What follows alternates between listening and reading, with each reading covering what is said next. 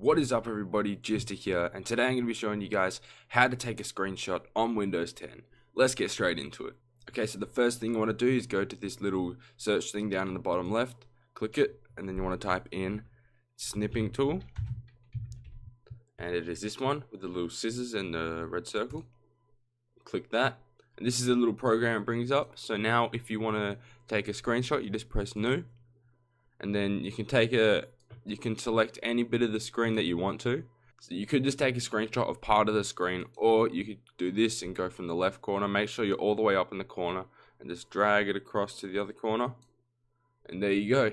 You've screenshotted the whole screen. Okay, so then after this you want to save the image. So you want to go file, and you can either send it to your email or someone else's email. You can print it, or you could just save it to a file on your computer. And that's what we're going to do. So you can either save it as a GIF, a JPEG, PNG, or an MHT. I'm going to save it as a PNG. Press save and exit out of this now. You don't need this, and go to the picture. And as you can see, the picture is actually very good quality, so you can use it for anything that requires high quality pictures.